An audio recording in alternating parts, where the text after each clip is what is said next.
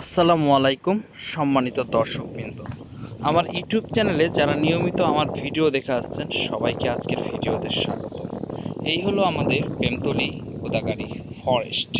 আর এখানে কিন্তু বড় বড় মাছ এবং বড় বড় মাছ ধরা ভিডিও আমি এখান থেকে আপনাদেরকে দেখাইতে পারছি এবং আমি কিন্তু দেখাইছি। বর্তমানে আমাদের পদ্মা নদীর অবস্থা পানি বেড়ে যাওয়ার কারণে অনেকটাই বেড়ে গেছে এবং আমাদের মাছ ধরা কিন্তু বেড়ে গেছে।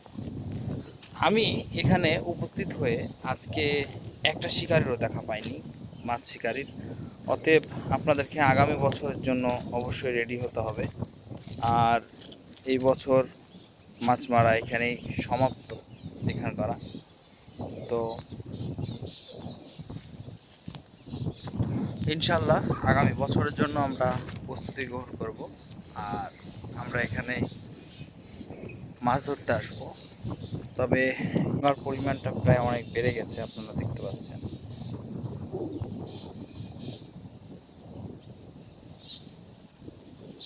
তো বন্ধুরা, খুব বলতে খারাপ লাগলেও এটাই সত্য যে 6 মাস নদীতে মাছ ধরা হয় আর 6 মাস আমাদেরকে বাসায় বসে থাকতে হয়।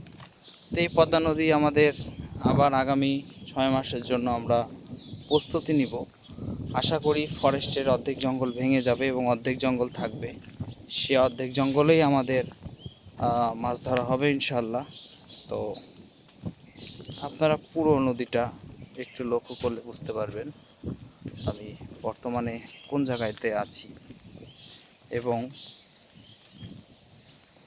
আপনাদের মাঝে আপডেটটা দেওয়ার মূলত কারণ যে কেউ যেন এসে আপনারা ঘুরে না যান, সবাই যেন বুঝতে পারেন যে পদ্মা নদীতে এখন আর মাছ হবে না, পানি বেড়ে এবং এর নিচে বসেই থাকতে পারবেন না, কারণ উপর থেকে এখন গাছ এবং চাপ বিভিন্ন ভেঙে ভেঙে নিচে পড়বে এবং এগুলো পড়ার পরে আপনার আপনি নিচে থাকলে আপনার দুর্ঘটনা ঘটতে পারে। এই যে ফেটে ফেটে আছে এগুলো কিন্তু পর্যায়ক্রমে গাছ সহ ভেঙে ভেঙে পড়বে।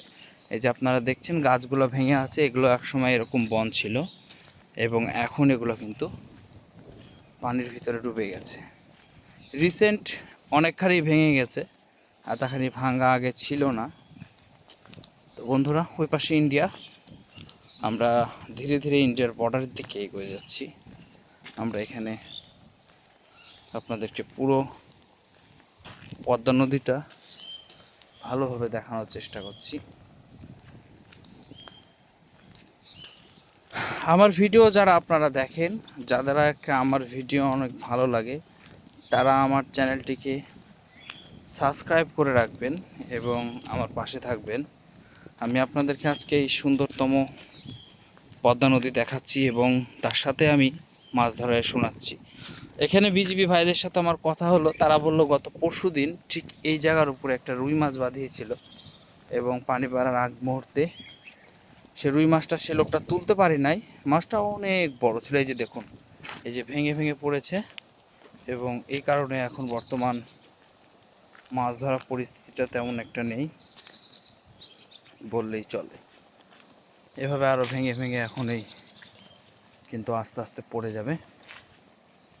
এই যে ঠিক এই জায়গাতেও কদিন আগে আমি একটা ছেলের মাছ তুলে দিয়েছি, আপনারা ভিডিওতে লক্ষ্য করেছেন। ঠিক এই জায়গার উপরে তার মাছটা বাঁধার পরে সে মাছটা তুলতে পারছিল না, আমি গিয়ে তাকে মাছটা তুলে দিতে সাহায্য করেছিলাম। এই গাছগুলো সব চলে যাবে, এই গাছগুলো সবই প্রায় ভেঙে ভেঙে চলে যাবে।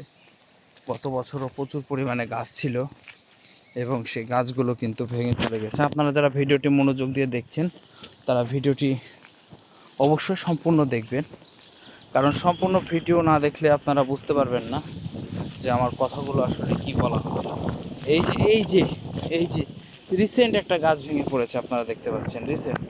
রিসেন্ট এই গাছটা কিন্তু খুব সহজে এবং তাড়াতাড়ি ভেঙে পড়েছে। এই যে আরও গাছ পিছনে সব ভেঙে ভেঙে পড়ছে। এই যে বক ঠিক যে জায়গাটার উপরে বসলো সেই জায়গাটাও কিন্তু কাঁচা গাছ ভেঙে নিচের দিকে পড়ে যাচ্ছে। নদীর পানির অবস্থা অত্যন্ত ঘোলা এবং ঘোলাটে।